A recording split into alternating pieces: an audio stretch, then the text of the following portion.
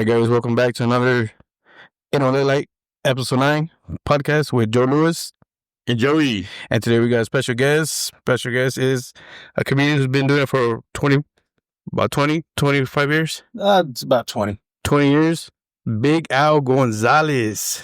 Go ahead and turn your microphone down, or just pull back a little bit. Okay. And he's giving us some tips because he had a podcast himself. Absolutely, man. And so he has a lot of years of doing entertainment. So we're going to take whatever we can from today. For sure. Yeah, it looks like you cleaned out your baby's rooms. No, it was just a podcast room. It was just a podcast room? Yeah. Did you have any children living here at one point? Well, it was a game room at first. A gay room? A game room. Oh, game. Damn, Joe. This is where he shot his OnlyFans. Society got through COVID. A bunch of oil and okay. With ball gags and whips and stuff. Who's ready to play? Oh man, what are you up to? How you been? It's been a while since the showcase that we did together. Yeah, I haven't seen you since I think the showcase. I think it was roughly the last time I saw you. Maybe back in August. Maybe I think I saw you a couple shows after that. But yeah, I did about 2 weeks afterwards, and then I took some. Not really took time off. We just started the podcast as well. All right, tell me you're blue collar without being blue collar. Look at that. What road on Marbach did you get that off of? I told you, brother. You said he's a piece of black tape. I'm gonna cover this. He's knocking my that's great. blanket that it's a truck I used to drive. No, I know that. Yeah, but I don't say the company's name, so I don't want to have the company. I like how he thinks I'm so fucking simple. Like, I've never ridden on a road and seen a truck before. I'm a comedian. I run into these things. Hey man, the hat's pretty cool, man. That's a new, right? No, I've had this forever. So I had this. So originally I bought my first hat like this in San Jose.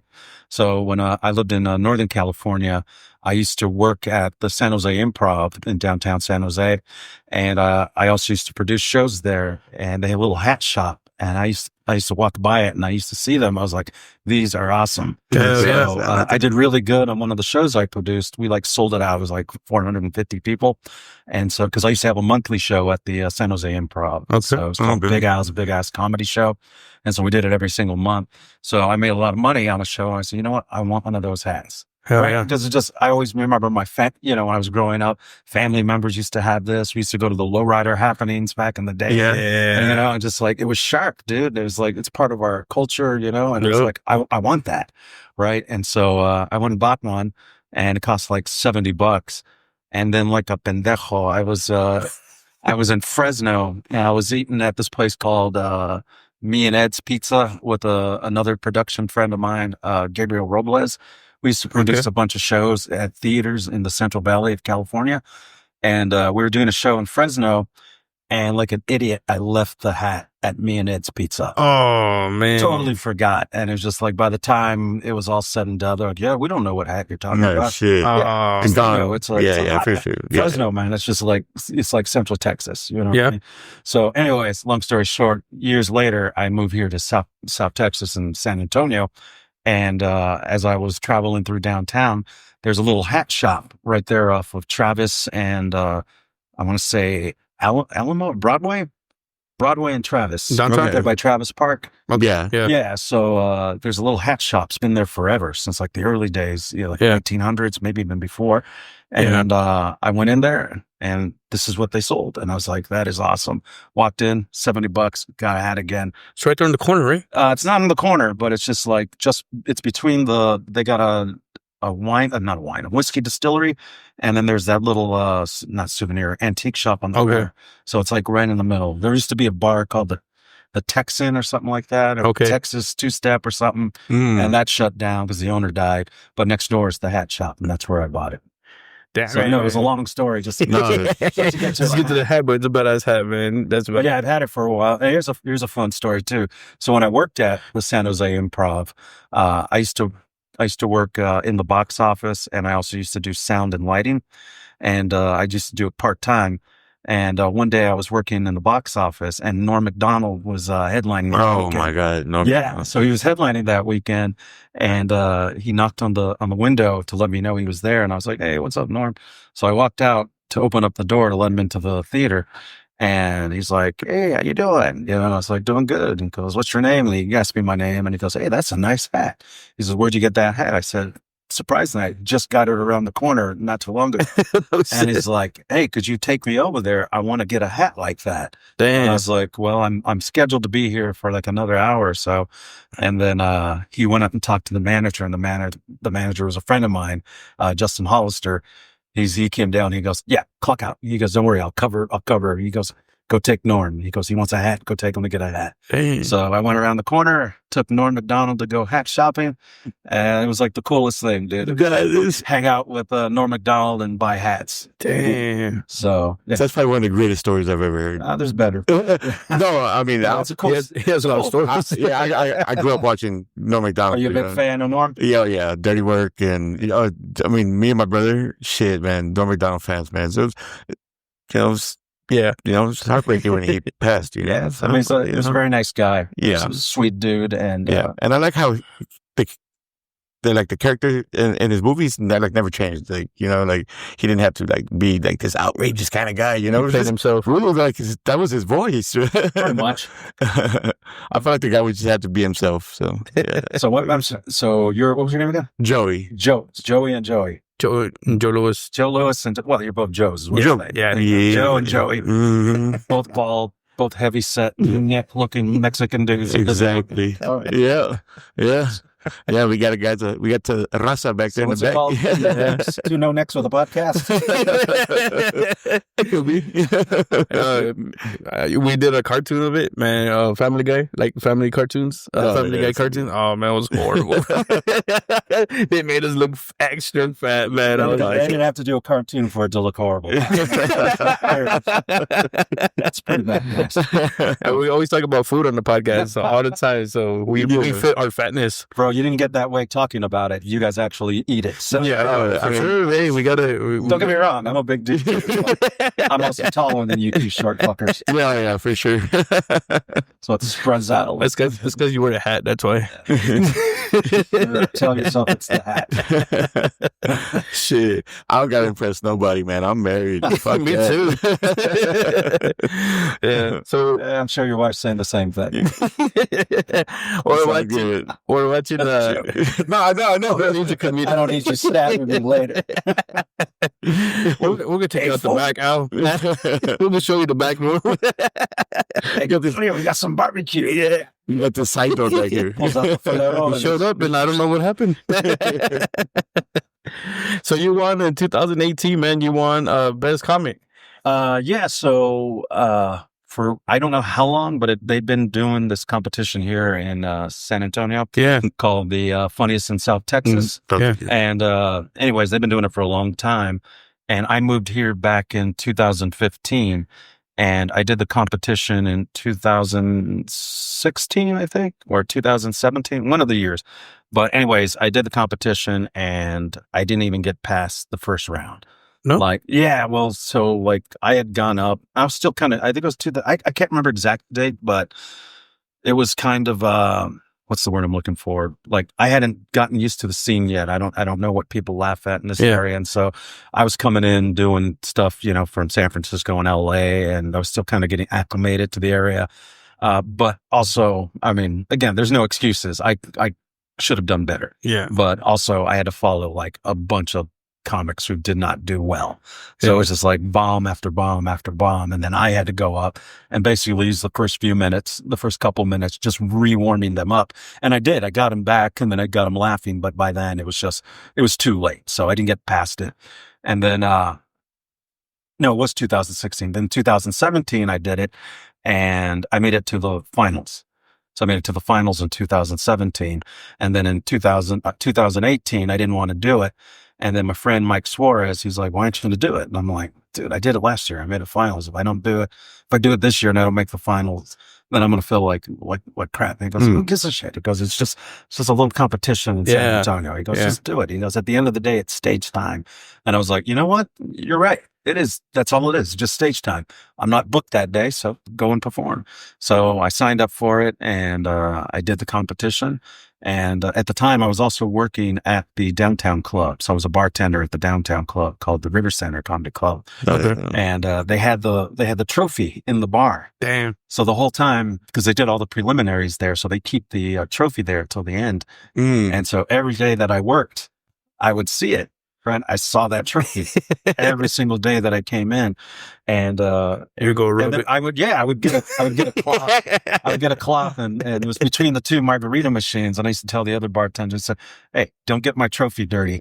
And then I would wipe around it jokingly, but that's what I would say every single time. I go, "Hey, that's my trophy. Don't get it dirty." Or I tell them to go clean up a mess around my trophy. And I kept saying that.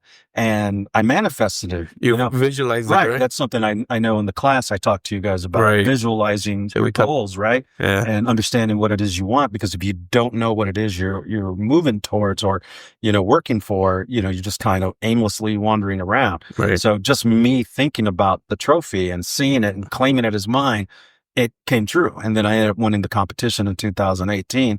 And that was the most awesome thing, because I'd done competitions before back in the Bay Area. Yeah. But I just never did well. Yeah. And so to come here to a new town, and within 3 years, within 3 years, I won it. First year, nothing. Second year, finals. Third year, win it. So that was pretty good. That's pretty badass. Yeah. I thought it was fun, and I still got it. It's the biggest thing I own, except for my couch and my bed. outside of my couch and bed, that trophy is the biggest thing in my house. How many comics show up to do that? Oh man, it's about 10 comics each round, 10 to 15 comics each round doing 5 minutes. Okay. So yeah, there was about several rounds. So maybe like 70-ish.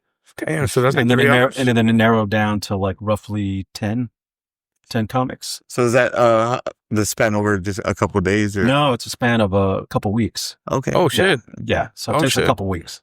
Damn. So once a week or what? Like there's a couple shows during something like that. I don't remember. It's been a while. So technically I was officially the last winner of the Funniest in South Texas. So after that year, they had stopped doing it. The next year, Debo had won the competition at the LOL. But at that point, they weren't doing the Funniest in South Texas anymore. It was just kind of like the Funniest in San Antonio, in that area. Yeah, he's in San Antonio coming. Yeah, but they didn't call it because I don't know what happened, because they sold the club, and so it was new owners and stuff. Okay. But yeah, Debo was technically the last winner of the competition, and he kicked ass, and he moved on. It was him and another comic, and they went over to the finals, which is in I think it was in Dallas. So I did the finals too, and I didn't do well in the finals, but it was pretty tough competition and stuff. So. Also, you're fighting against the home team with all their friends. Yeah, absolutely. Yeah, for sure. They're just mad dogging you to again. No excuses. Damn. But I was gonna ask you about something. Oh, you did acting, right?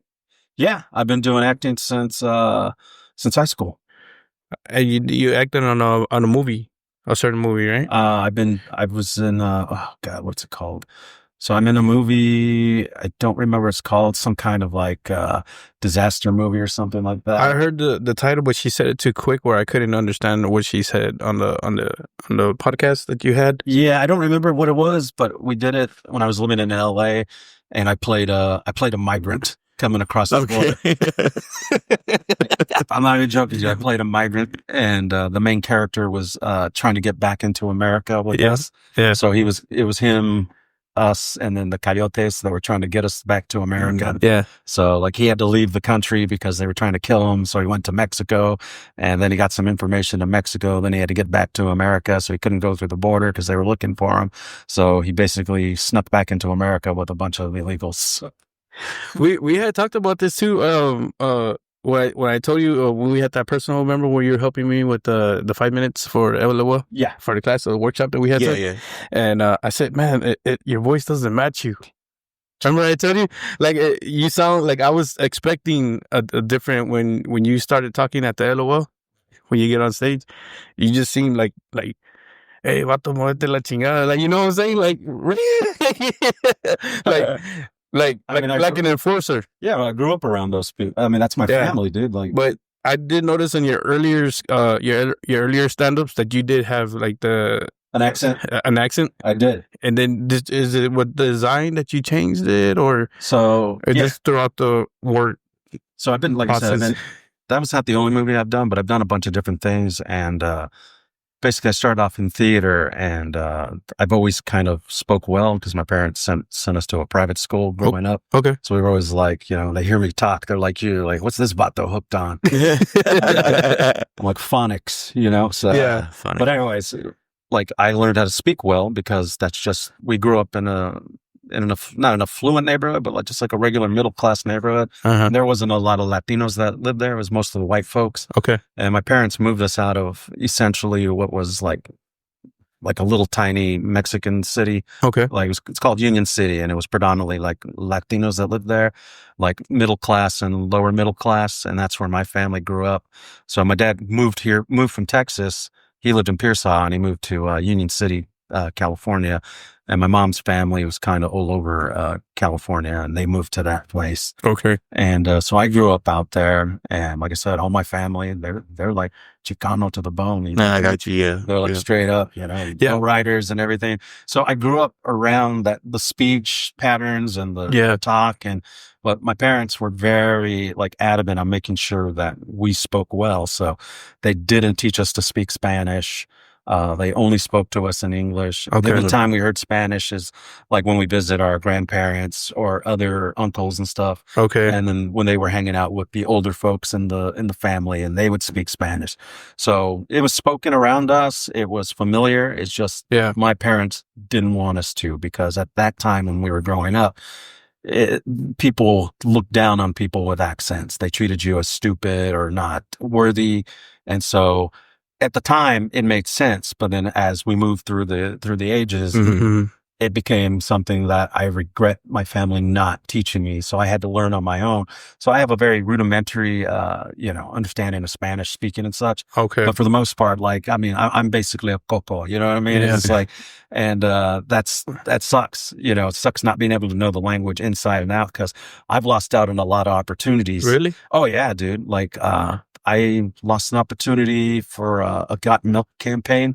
Oh shit. Yeah, they loved my look. They loved my look. They wanted me to be the spokesperson, because I was a little bit thinner, younger, same facial structure and stuff, but they wanted me to be the spokesperson. I didn't speak Spanish. And they were like, shit. They go, well, here's the script, and they wanted me to hear me, and there were certain words I didn't pronounce right. Like I was able to get through it, but there were certain words I just totally mangled them.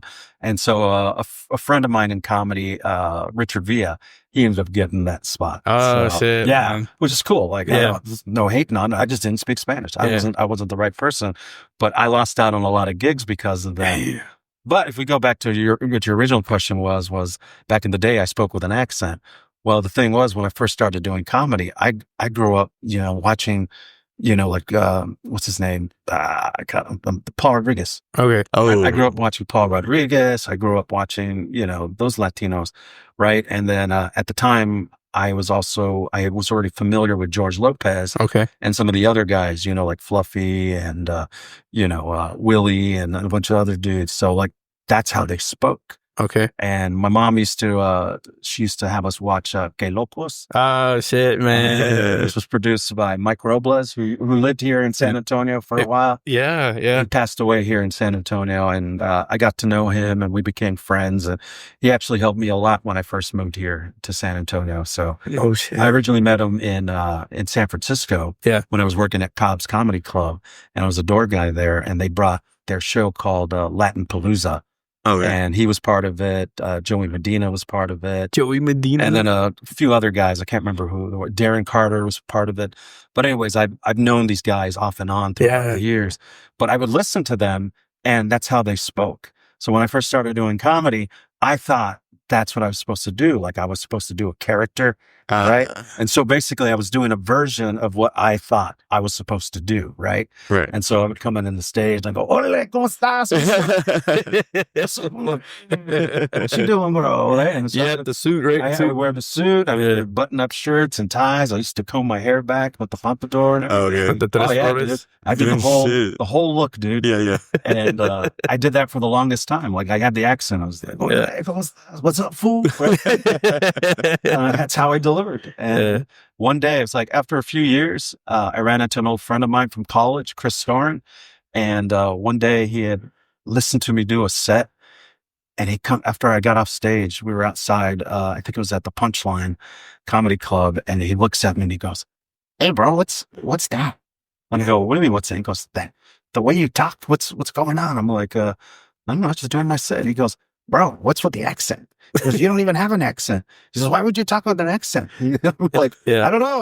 That's what I do." Yeah. It's weird. And I was like, Because he knew you, right? right. Cause he knew me since when we were in college. Yeah. And so anyways, he's seen me act. You know what I mean? So he saw me do acting. Like I did Shakespeare. I did like independent stuff. I did Shakespeare? I did. He wasn't lying. I did Shakespeare 3 times. I did the first time I did it at a college called Alumni College, and I played like this little side character, but I was also the understudy for Romeo. So I had to memorize all the lines from Romeo just in case the actor got sick. Then I would have to fill in. So he never got sick, but I got to tour the local high schools. Okay. Me and the understudy for Juliet. So we got to go to all the high schools and do the performance. So I still remember just like some of the lines. Like I always remember like but soft, what light through yonder window breaks. It is the east, and Juliet is the sun. Arise, fair maiden, and kill the envious moon, who was already sick and tired of grief. Something like that. But yeah, I still remember that. There's a little bit more to it. But yeah, to this day, I still remember that that monologue. Yeah. Because they made us memorize it. So those are some of my earliest memories of doing theater. So I ended up doing it again. I keep raising my shoulders because it's falling down. But I did it again at another college, and this time they cast me as Benvolio. Oh shit! Okay. Which is his cousin. He's basically one of the principal actors in the first half, and then he's gone in the second half. He's no longer there until the end. Dang. So, anyways, I played that, and then I played a priest in Twelfth Night. So 12th Night, which is another play from Shakespeare. So you had I did it 3 times. Yeah, I played the priest wearing a robe and stuff. But holy water and everything. Throwing holy water and smoking a little. And the liquor as well. But I did all kinds of different things. And I actually played a gangster in a play where I played the lead gangster for this one gang. And they made me, I had tattoos and I had to have my hair spiked and colored. Spiky hair? Yeah, spiky hair and it's colored and stuff. And they made me wear like this tough guy clothes. Yeah. And so anyways, there was used to be a picture in the theater with me and the other guy who played the other gangster. So it was just some independent play they wrote. And so they cast me and the other guy as the lead gangsters. So. Damn. Are you doing acting this year or anything? Yeah, I did a music video recently. I don't know if you saw it. I saw something on Instagram. I don't know if that was it. Jennifer Pena or something. Oh, Jennifer Pena? She's back? Right, she's a musician. Right? Yeah, she's a musician. That's her. Yeah, she's back. So she just did another music video. A friend of mine, Brian Ramirez, was a wonderful director here in San Antonio. He directed it and he made a post online. Hey, look, I need extras. And I hit him up. I go, hey, dude, I'll do it. So he goes, yeah, cool. And I was like, what do you need us to dress like? He goes, just bring some clothes, normal clothes, whatever. Yeah. So I brought a few outfits with me, and I didn't know the artist. I didn't know who she was. And so I get there and I'm looking around wearing a little Texas style bar. I forgot what it's called. Anyways, it's a little Texas cantina style bar, Western. And we go in there and I'm looking at everybody and I'm like, oh yeah, these are all San Antonio. Like they are dressed like San Antonio. Yeah. Like residents. Yeah. Like Tejanos that go to a club like that. Yeah. And I was like, well, all right, I'm not going to wear that. I'm going to wear something different. So I thought about what the music video was about. And I listened to what Brian was telling me he wanted. So I was like, this costume. So I put on a black shirt, threw on a nice expensive, not overcoat, like a suit jacket. I put a suit jacket and then a nice black shirt underneath. And then I just had my jeans and some nice boots, and I had my hair like slicked back in a ponytail and just kind of hanging a little bit on the side. And, yeah, he loved the look. And as they were coming by us, I was just goofing around, being silly. So whenever I'm like on stage or whenever I'm doing like films or stuff like that, Yeah. I get into character, man. Yeah. So I get into the whole character, Right. and I make sure that I'm doing what the director wants me. So I was being silly. I was making faces. I was dancing. I was just being a goofball, right? Yeah. Because he wanted me to be this certain character. So I did it. And apparently you just, it's what directors call the camera loves you, where the camera just, it wants to focus on you. Right. Like out of everybody in the scene, the camera's looking at you. Mm-hmm. You ever watch a movie, like it's not even the lead actor. It's like somebody, it was like the smaller role. Right. Yeah. And they just steal the scene. Yeah. The You camera- remember like that one guy Yeah. on Grease that was like this or doing some Right. Like the camera loves them. The camera wants to focus on that Yeah. person. There's something about them.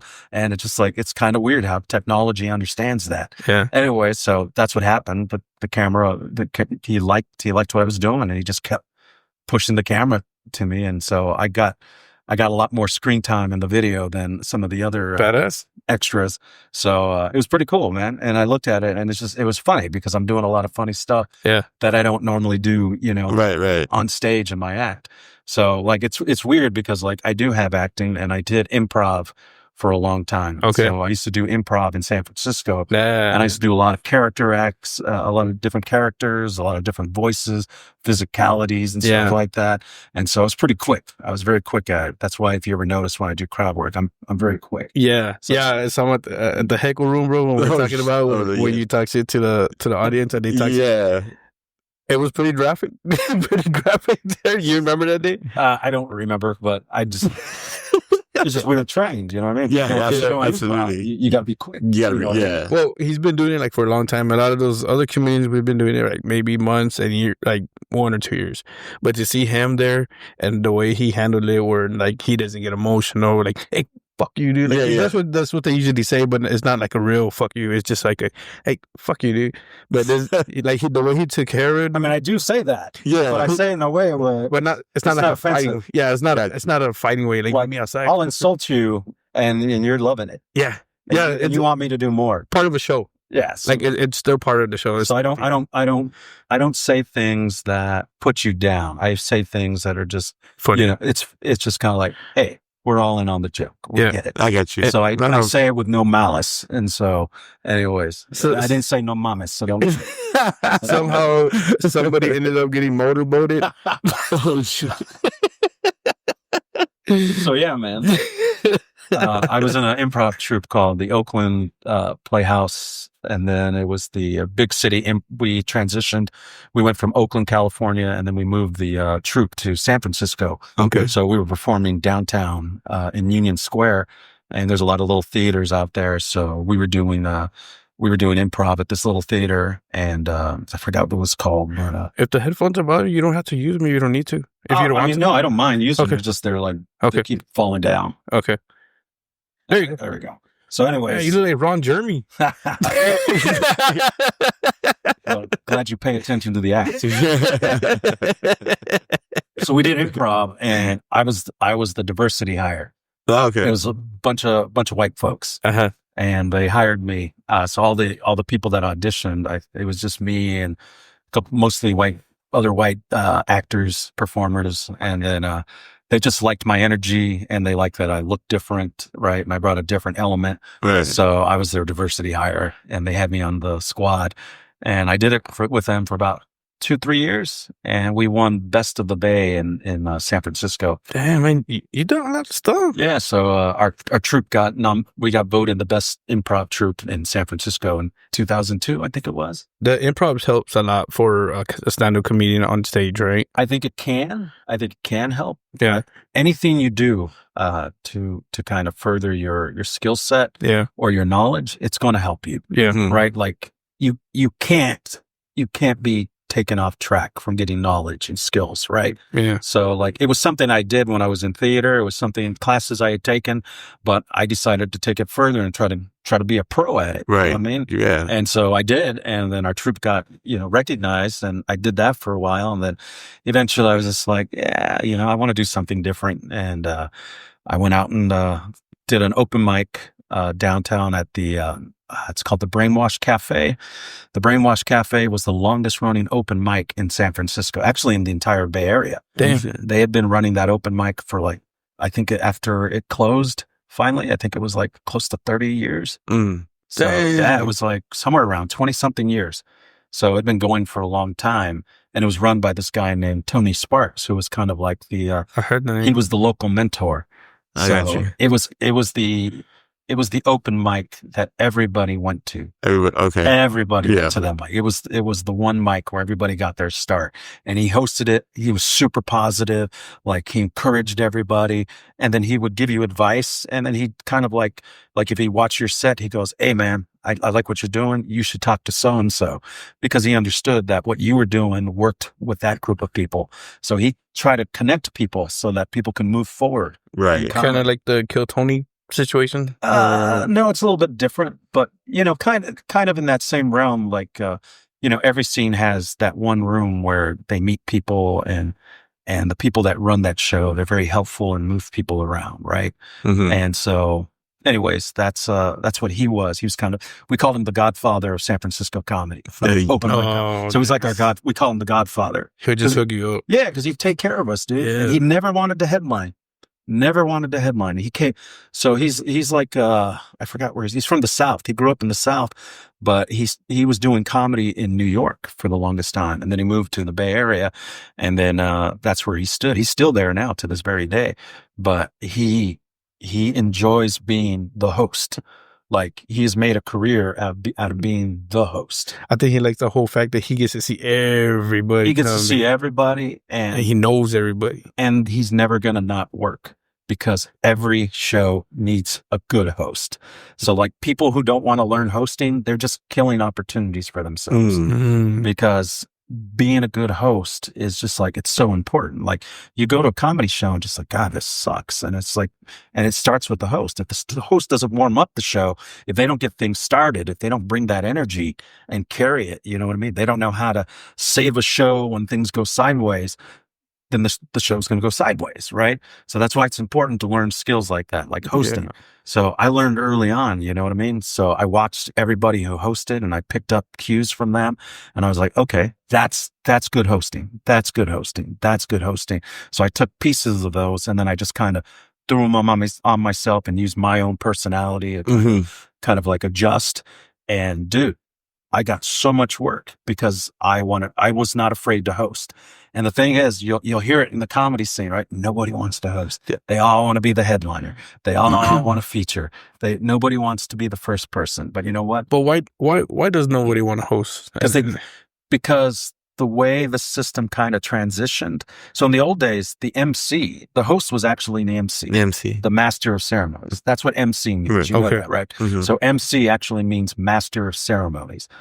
You're the master of ceremony. What does that mean? That's an important rule. Right. They don't call you the master of anything unless you're good at it, right? Right. So anyways, so they called it the master of ceremonies. And that position, he was usually the most famous person or the most recognized person.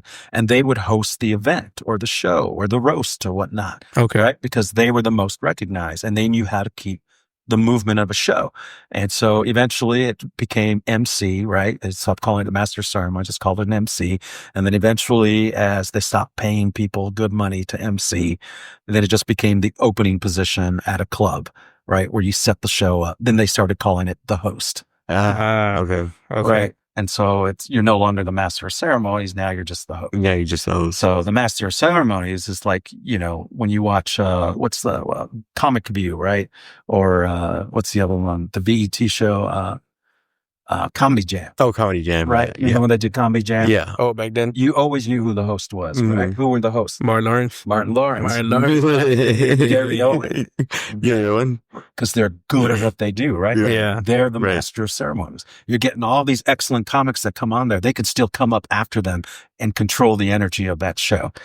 That's what makes you important. So a good host knows how to capture that energy and work with it. And then the practice you're getting as well too, right? Yeah, and I hosted a show back in the day in San Francisco with So I know I keep saying San Francisco. That's because that's where I got. No, absolutely. That's where I got my start. I started out there. Right. I had many years in San Francisco.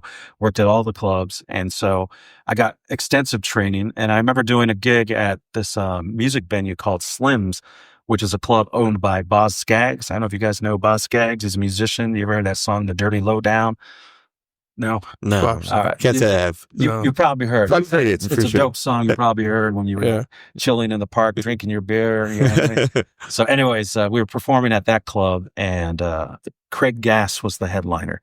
Craig Gass used to do voices, celebrity voices on the Howard Stern show. Okay. So he was the headliner that weekend.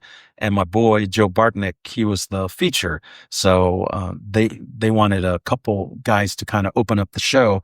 And they wanted one guy to MC the first day and the other guy to MC the second day. So they contacted me and my boy, Justin Harrison, and who was a kid that I was mentoring back in the day when I was still kind of new, but I was kind of running things in the scene. So I kind of mentored him and helped him out. Anyways, we were opening up the show, and Craig Gass, who was the headliner, he pulled me aside and he goes, "Hey man, great job hosting." And I was like, "Thanks, man." He goes, "No, seriously, dude, great job hosting. I just want to reiterate that because you guys got to know that hosting is like so important, and how you hosted was like excellent." He goes, "That's what made the show so good." Yeah. And he goes, "Keep doing that." He says, "Don't stop hosting until you have to." And I was like, "Okay, cool." He goes, "Because you got to remember this, the same skill set that you use for hosting to get the audience to pay attention and listen is the same skill set that you're going to need later in life as a headliner." So it's it's that same skill set. And that's what he said. And I always took that to heart. And so that's why I didn't mind hosting. Plus, like I said, nobody wants to do it. So you end up getting so many gigs. A lot more opportunities. Dude, so many opportunities. And then it ended up coming in handy because when I moved here, Steve Trevino had moved here like maybe a few months to a year before I did. Okay. Because he's originally from here, but he moved to Los Angeles where he was there for years. He's from Corpus, the Portland, Gregory area. Yeah. But he says Corpus because nobody does it. Because nobody knows the other two. You know Steve Trevino, right? They talk about him a lot. So yeah. So anyways, he lived in LA for the longest time. His name is on the Comedy Store wall. He's been headlining for as long as I've been in the comedy industry. So anyways, I met him years ago at Cobb's Comedy Club when he was filling in for somebody. He was hilarious, dude. Totally different comic. Still funny. Did he have like curly hair at the time? It was shorter, a little chubbier. Yeah. But still no less funny, dude. Like he was hilarious. Totally different stuff. Totally different point of view. Yeah. Right. Because he was coming from a single man's point of view rather than a married man with kids point of view. Yeah, before he got married he used to go by the sexy Mexi from South Texas. He also knows who Chingo Bleen is too. He listens to a lot of Chingo Bleen as well. So. Yeah, dude. Like he's been doing it for a long time, dude. He's been in the industry forever. He used to tour with what's his name? Freddie Soto, who passed away, unfortunately. Okay. So he toured. There was a show called the Three Amigos tour, and it was Freddie Soto, it was Pablo Francisco, and Carlos Mencia. Pablo Francisco, bro. And so they were the three main acts, and then Steve, and then a local comic here named Jesse Pangelinan, who also passed away recently. They were the openers, and so they went on tour with these guys for a long time. And so like he would tell me the stories and everything. And it was so cool to listen to that. Like you get an opportunity like that to open up for big names. You got to have what it takes to warm up a crowd and keep the energy going and facilitate for the headliners, you know, because they're going to be busy. So sometimes they need you to help out and pitch in. So I kind of learned from being in the comedy scene and working at the clubs as an employee and such. Yeah. So I kind of saw what was needed and how to fit in, you know, fill in a role here and there. So eventually when I moved out here, he like hit me up and he was like, "Hey man." That was the first time you talked to him? Or? No, I did shows with him back in California. I've done many shows with him, but this was the first time like we had gotten reacquainted here in Texas. And he hit me up. He's like, "Hey, you wanna do a show tomorrow?" I'm like, "Yeah, sure." So I drove all the way to Corpus, and we did like this corporate gig at a yacht club. That's badass. Yeah, no, it was tough, like, because I had to be clean, and I wasn't 100% clean. Yeah. And they were a little bit more hoity-toity, you know what I mean? Yeah. It's like they do yachts. Right. Yeah. They have somebody else drive the boat for them. So we did that, and he's like, "Hey, man," he goes, "You know what you're doing?" He says, "Just work on some of your bits." He says, "Let's get you on the road." And it was like 2017, and he started taking me on the road. I would do shows sporadically, here and there, fill in. And then during COVID, I jumped in, and I was full time because nobody else wanted to travel during COVID. Okay. So for the entirety of COVID, I was his opener, and it was just me and him. Oh shit. And guess what I did?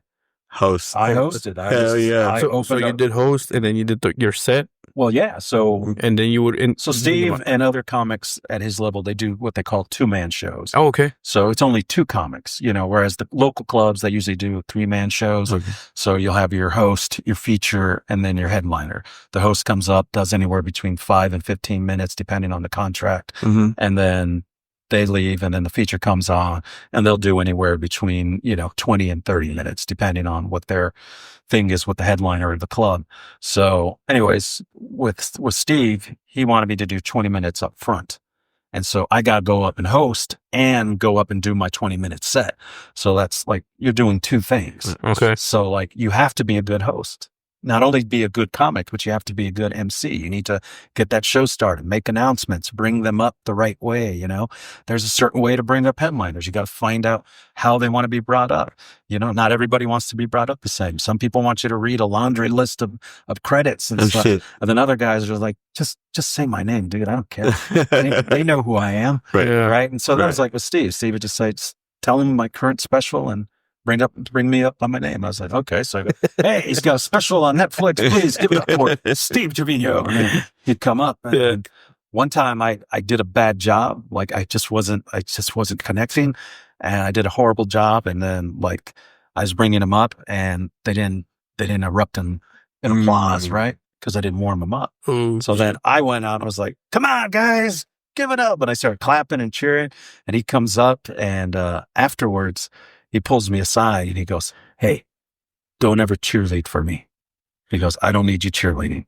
He goes, you didn't do your job. He goes, so don't go out and try to do something like that. He goes, I'll go in, I'll do what I got to do. He goes, I know how to fix it. Don't do that.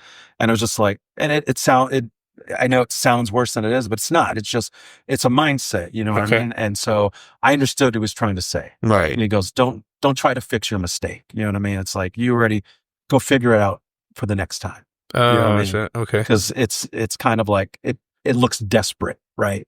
It's like, come on, guys. Right. Absolutely. It seems desperate. Right. So you create this weird energy between the audience and the comic, whereas I can just get off the stage. They already don't like me. I leave, clean cut. He comes on and goes, what the hell was that? Yeah. So, you have to know, you have to understand being a good, I know we just talked a lot about being an MC, but it's a very important position in comedy. And I think more people need to learn it. And they're getting better here in this scene. But I remember when I first started, people weren't really good at hosting. So, but they're getting there because there's a lot more mics now. So there's a lot more opportunities for people to host, right? Yeah. So now you got more shows where guys are hosting every week. And so now they're building their skill set. They're getting better at it. Yeah. And that's a good thing. So as your scene grows, you're going to get more shows, and people are going to get more opportunities, and people are going to get better. And I'm seeing that here in San Antonio. And you're seeing a lot of good energy, a lot of funny people that are just starting out. And that's good for the scene, because when funny people start popping up, people start taking notice. Yeah. And that's good. You want that kind of attention. So. How much has it grown, the comedy scene, since you've been here in San Antonio? How much have you seen it grow?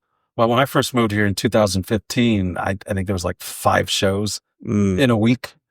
You know what I mean? Now we're down. Now we got like anywhere between 2 and 4 shows a night. Yeah. On some evenings. Sometimes you could catch like 3 mics in one day. Oh, wow. So that's a good thing. That's a good thing. So, but like when I first started, there was like only a handful. And so like I was like, how am I going to work my stuff out? There's no mics, right? Right. And so like, that's when I just like, well, I need to find something else. So I talked to a couple local people and they're like, hey man, why don't you, there's a place, it's like a general open mic where they do music and poetry. I'm like, let's do it. So I was like, are there more like this? Like, oh yeah, there's a bunch. I said, well then come on, let's go do it. You show me where it's at and I'll drive. Right. Cause none of the guys I was hanging out with drove. So I was the only one with the car. So I'd go pick these guys up. Plus I want to, I don't know anybody here. So I'm trying to make friends with people. So I was like, hey guys, you show me where to go and I'll drive. Right. And so that's what we did. So I would drive these guys around and we go hit up all the different, music mics, poetry mics, mix mics, comedy mics. And I just like got my work in. And that's how I was able to work out a lot of my stuff, which eventually got me the trophy for 2018. Fuck yeah, dude. All the small things that you do every single night. Every little thing. People don't realize just doing any little mic, it helps you. Like everybody goes, oh, how's that helpful? It's helpful because you're just going through the motions, right? Yeah. Like sometimes you're in practice, you're not practicing the game, you're practicing certain things from the game, right? Like if you're playing baseball, you're not just out doing scrimmages with each other. Right. One day you're doing running, right? Another day you're doing catching. Another day you're working on your batting, right? Another day you're working on cardio or muscle strength or your mental game. Maybe you're sitting down and they're teaching you how to focus, right? And get into your mental game. So there's different aspects to the game, right? And there's other times where you got to go out and promote yourself, right? They get the players to do commercials or go out and do interviews or, just to get people to notice, right? Right. And so it's the same thing with comedy. There's so many different aspects to it that every single mic, you have to have a goal of what you're going to accomplish with that mic, right? Kind of like when I come in for this podcast, every podcast is different, right? And you guys are different. You don't know how to interview a certain way, or maybe you do know how to interview a certain way, right? And so I have to figure that out by talking to you guys. And I'm like, all right, well, this is what we're going to accomplish here. And since you're a newer guy, and since I know you because you took my class, the comedy class at the LOL, I feel comfortable talking from a level down here rather than, hey, I'm this dude who's been doing this for a long time. I'm a headliner. Respect me. It's like, nah, dude, I'm a guy who used to be where you were. And the whole purpose of why I wanted to teach a class. And so I never wanted to teach classes, but when I finally got convinced to do it, the reasoning behind it was to teach people the things I wish I would have learned when I first started. Okay. And there's a lot of things that I regret not doing or wish I would have learned. And I wanted to make sure that any new comic that was taken to class would learn those things. So that's how I look at it. So again, doing your podcast, I know you guys are newer to this and such. So I'm not going to come at you guys like, oh, That's all right, man. We're tough. We're I'm going to have fun. I'm going to bust your chops. Hey, no, man, we want you to come back to it and to tell us, hey, but finally got that shit. Or but at the same time, I want you guys to know. No, it's better. There's things. And if there's new people who are listening to your podcast, I want them to know that. Right. Learn how to host. Yeah. Do a bunch of open different mics. Right? That's true. Yeah. Go and perform outside of your city. Don't get stuck just performing. Yeah, because what'll end up happening is like, well, I'm the king of the scene here. Everybody knows me. Everybody loves me. I do all the club. That's great. But then you leave, you go outside, and it's like, it's a different audience. It's a different audience, a different mindset, different energy, different vibe. You see it too when comments from Austin come. It's because it's a little bit different, bro. Because I never performed in Austin. I know you have. I know you have. And there's some jokes that you could you can get away with, but here in San Antonio, there's like, it's different. The fuck, bro? Yeah. Like, you know what I'm saying? Like, and vice versa. There's some jokes you can probably get away with here, and you go there, and people are like, they want to hear something different, right? Yeah. It's like San Francisco when we were there. It's an elevated comedy scene, meaning people think a little on a higher. Okay, let me explain it so it doesn't sound like I'm putting anybody down. They think a little bit different, right? Right. They're a little bit more socially conscious. Right. They're all about social consciousness and environment and politics and stuff like that. Yeah. So, you're going to get more of that in their comedy. You know what I mean? Yeah. They're striving to it's message comedy with a message. Even if it's not in your face, Right. There's a message behind it at some point. And that doesn't mean there were comics who were just not, there was comics also who were just doing regular funny comedy. Yeah. They were striving to be different. They were striving to be unique and have a unique voice and say something. I feel in San Antonio you gotta share something a little bit more personal about yourself, so that way they can let you in a little bit. I feel that way. Yeah, but I think that's comedy altogether. Oh, you think comedy? Okay. Comedy is totally. It's totally transitioned to that, because before you did a lot of people wrote a lot of jokes. People were better joke writers, I think, in the past than they are now. People focus more on just talking about themselves and crowd work and stuff like that. But joke writing is kind of an important thing. You want that to be the backbone of your set. You could still do a little crowd work or work the crowd a little bit, or just talk about yourself, because we're kind of in this voyeuristic era of comedy now, right? Yeah. Where we get to know a little bit more about each other, right? You see people, they have their streaming shows, their podcasts, the videos they do on the social media, right? And it's a little bit more personal, right? Yeah. But you need that. You need that so you can connect to people. So what's happening now is we got this tool, the most powerful tool in the universe. And this thing allows us to connect to every single person, and they get to know who we are. And the thing is, with stand-up, it's in the moment. You have to be in the moment. Yeah. Right? And then people see you and they're like, well, I like you. How do I keep in touch with you? How do I see what else you're doing? Well, that's why you do a podcast. That's why you do content. That's why you do movies, or you do videos. I've actually talked to you about the podcast before. Remember in class, he was like, yeah, dude, you should do it. And then he said, I'll be on it once you get it going. The whole point is just do something. Yeah. Do something that gets you out of your comfort zone. And the beginning, you're not going to be doing that great. It's going to be okay. Yeah. It's probably not going to do well. Only a few people are going to listen to. Like, I know coming in, You got to start. we're probably only going to get a handful of people that listen to that. Yeah. But it's okay. There's nothing wrong with that. Right. Yeah, we Because appreciate you coming in. You guys need to learn how to do this and get better at it. Yeah. And so getting people like me and Rick to come in here, we're going to drop some, nuggets on you guys so that you guys can advance. Absolutely. And I know Rick has been in this business for a long time, and that guy has a wealth of knowledge, and he will let you know. Yeah. But tap into that. But I'd rather have you be blunt than not know. I mean, he's very blunt, and I'm kind of blunt too. No, yeah, exactly. But I've also learned, over the years, I've learned how to soften that bluntness, because it's hurt me too, because that's how we are, right? Yeah. Chicanos, Mexican American, we're Right. blunt. Yeah. We're blunt. You gotta be, yeah. We hit to the bone, right? Yeah. Hit to the bone with Oh, yeah. what we say, right? Oh yeah. Yeah. I mean, just like even in the nicknames we give each other, right? Like we call it gordo. So does that too, hey, Rick? It's like the thing that's worst about you, we call it out, That's right? right. Yeah. And that's just the way we are. I don't know where it comes from. I don't know where it originates from, but it's a culture where we keep each other in check all the time. All the time. Yeah. And so, like, coming from that kind of culture, that machismo culture, Right. that checking culture, it doesn't always translate into the comedy world, because you're going to be dealing with a lot more sensitive types, Right. people who grew up in good homes, who had both their fathers and nobody went to prison, Mm. Yes. people who had Yeah. money, Yeah.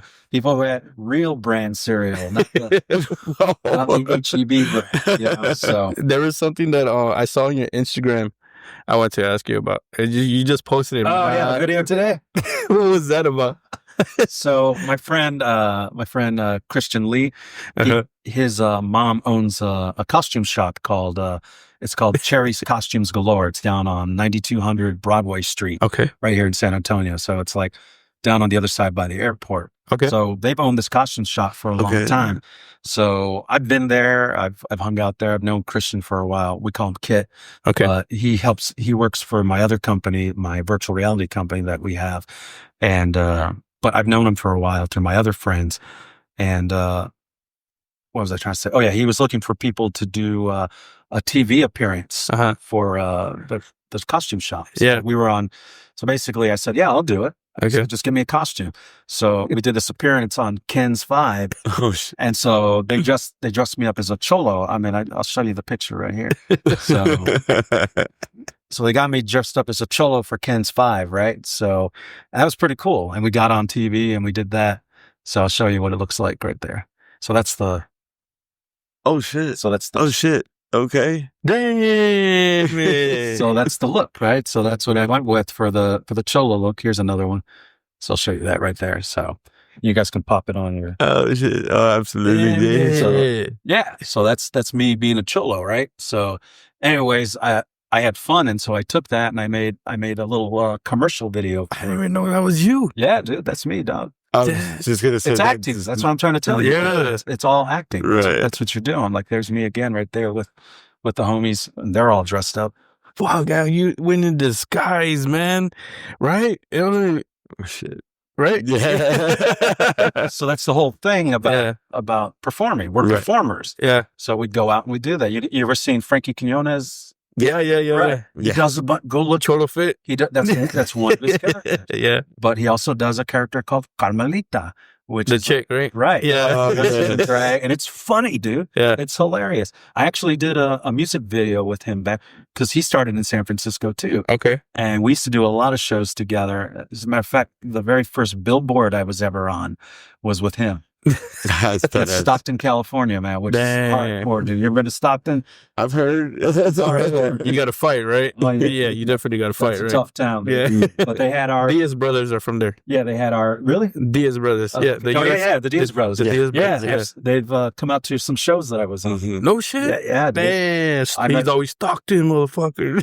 I met them, and I met Cain Vasquez. K. Velasquez. Yeah, Velasquez. Yeah. Damn. I've always Big liked old head. You think your heads are big? This guy. That guy was a fucking killer, Oh, man. yeah, for sure. Dude, beat the shit out of Brock Lesnar. But the point being, Frankie does a lot of characters. Yeah. Right. A lot of characters. And that's what's got him where he's at because he commits to these characters. He does so many different versions of himself, right? Some things he's seen.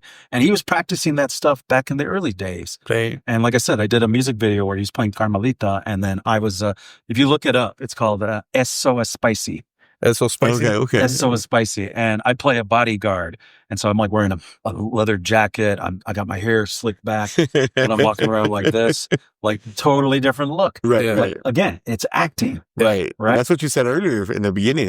If you get you tap in. Yeah, you tap into a character. Yeah. First, right, like Andrew Dice Clay. Right. The Dice Man was a character. The Dice Man was a character. It was a character that he did. Yeah. Cheech and Chong is the name of the sketch group. But the characters that we know them as, that wasn't Cheech and Chong. That was Cheech and Chong was the sketch group. That was called The Man and the Dude, I think of it, or something like that. And they were basically two characters they created in their sketches. But they did so many other characters. But those were the characters that stood out. Pee Wee Herman did a bunch of characters. But he did one character that stood out. Now we know, we know him as Pee Wee Herman. His name is Paul Rubin. Paul Rubin's. Right. Yeah. But now we know him as Pee Wee because it's the one character that stood out. Right. Larry the Cable Guy. That wasn't who he was. No, I What's his heard. name? Daniel Whitley. Dan Whitley. And he was a comic. And he did this character for the radio. And that character did really well. And then he just kind of, it eventually blossomed into him doing it on stage. Right. So again, you're going to try as many things as possible. Don't get stuck in believing, oh, I have to do it this way. No, dude. Until you're famous, until you're known, you can change your act 100 times until you figure it out, until you find the thing that works best for you. Okay. Yeah. I mean, you dressed like that when I first met you, when you came in for. Yeah. I'm going to stick to it though. Yeah. So, but that's you're a zoot-zooter right there, man. That's like, the 1950s, right? Yeah. That's the 50s or 60s, right? Zoot suits are like 40s, 50s. Older than that, 40s. So anyways, I did another commercial and, Hey. Oh, what happened there? Hey, I was like, shit. I know he's getting back to acting. I was like, but then if you look at me in that Jennifer Pena video, again, totally different dude. What was that one for? You I act can't like talk about that one? No, it's a commercial for the. Oh, really? Yeah, I made that specifically for my friend's costume shop. Oh, no shit. Okay, Yeah, okay. no, that was the commercial. Oh, okay. I pretended that it was behind the scenes for a commercial when it actually was a commercial. So it's again, dude, they say there's this fake it till you make it, Right. or you had a better line. what was it? Act as if. Act as if. Act as if, right? Yeah. So if you want to be an actor, if you want to do roles like Start that, doing it now. you start doing it now, right? Yeah. So Frankie started back in the day, and he wasn't afraid to do characters, right? Right. Monty Python, right? You know who Monty Python is? I don't know if you know who they are. No. They're an old British sketch group, and they did a bunch of different characters. They played men, women, they played rich people, poor people, they played all kinds of historical characters and stuff. The Kids in the Hall, you got what's SNL, where they all play. Dana Carvey was one of his famous characters. Oh, the church lady. The church lady. Remember the church lady? Church lady. Yeah, dude. It's like you got to get out of your Chris Farley, the lunch lady. The lunch lady. Adam right. Sandler, and Dave. They did the girls working at the Gap. So if you can you have to figure out where's your line, right? Where do you want to be? Do you just want to do comedy? Do you want to be a writer? Do you want to be a performer? And if you want to be a performer, what kind of performer? Do you want to do acting? You want to do commercials? Do you want to do TV? You got to figure all that out. And then once you figure that out, what is it you want to do? Do you just want to be a character actor, or you're just known for being this one style, right? Like Luis Guzman, right? Oh yeah, Luis Guzman Pachanga basically plays Luis Guzman. Yeah.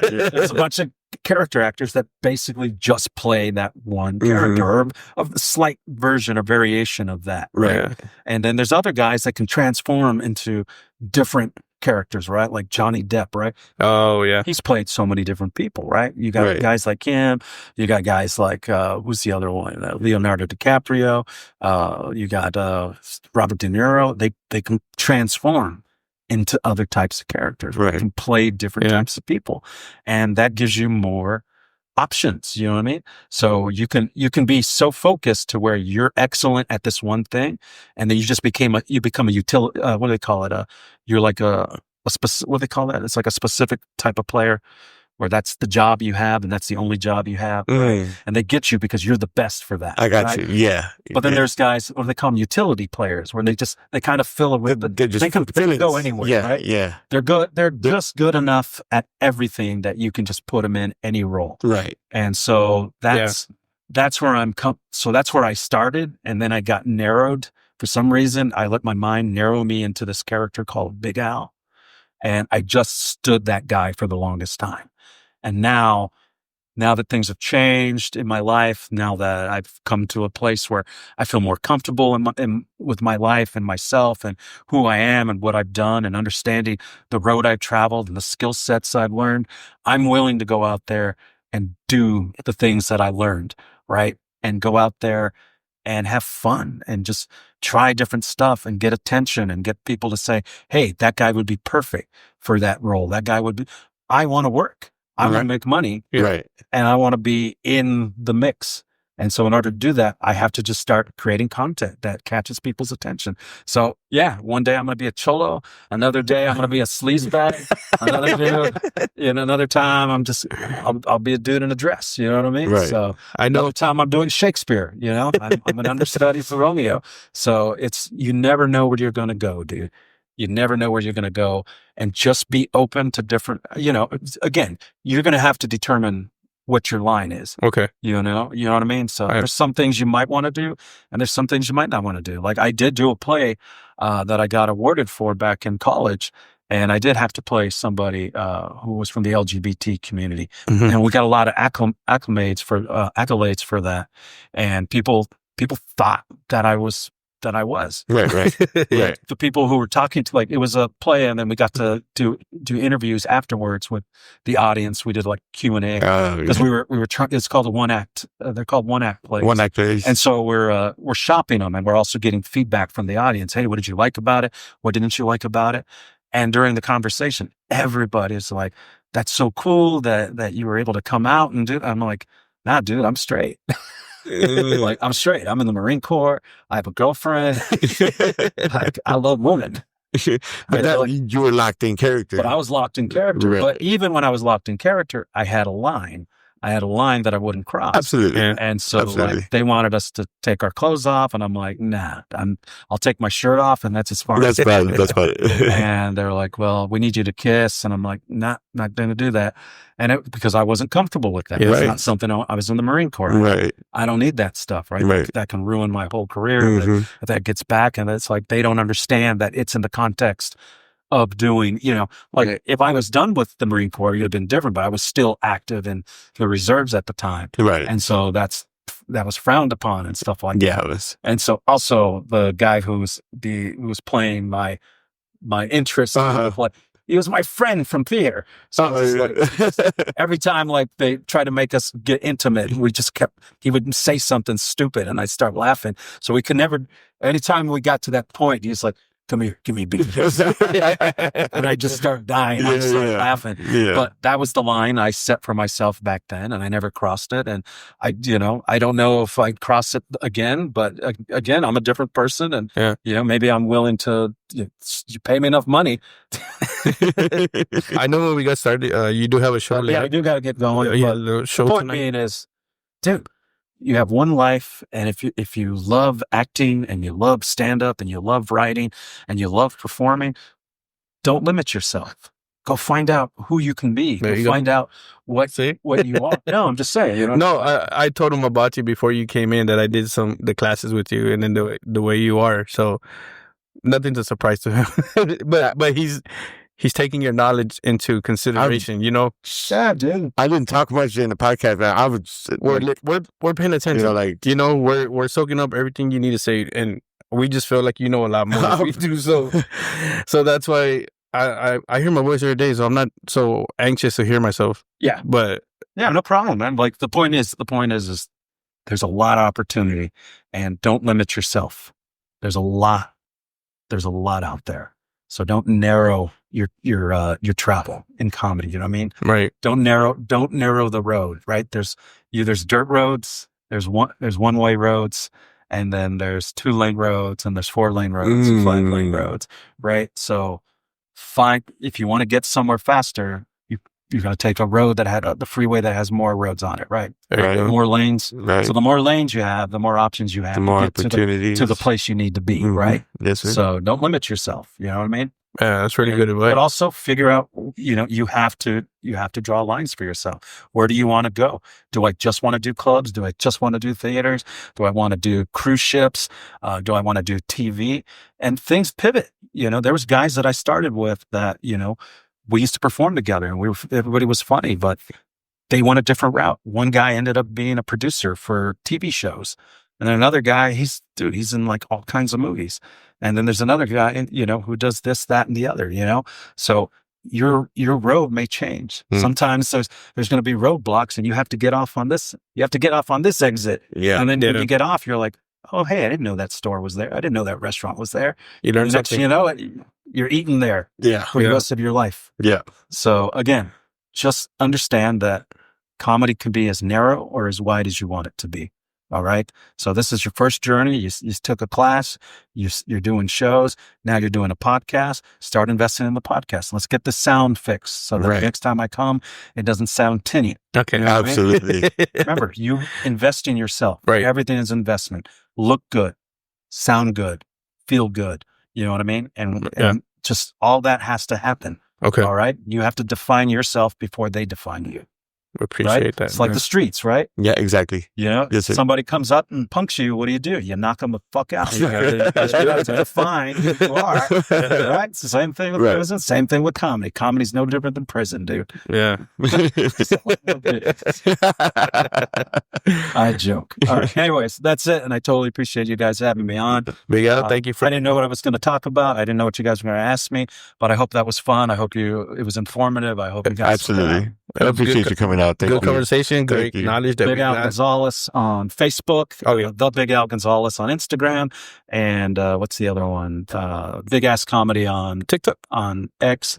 Big Al Gonzalez on TikTok. There you go, guys. All right. Big Al. He actually has a show today too. So Yeah, I got to get going. right, I got to go down to the Woodlawn district. They got about 4 different clubs in that little strip now. Yeah, okay. that's So we're doing the Sunshine Brewing Company, I think it is. the one on the corner. Yeah, it's just like right on the same street. It's like Oh, okay. 3 doors down from the Woodlawn Theater. Oh, okay. So, anyways, I'm doing that right now. That's where I'm going to head out to. But Alrighty. cool. That's it. Appreciate Thank you you. coming out. Thank you very Joey. much. Good to meet you guys. Well, I appreciate it. Now I know him. Thank you. Shut up, amigo.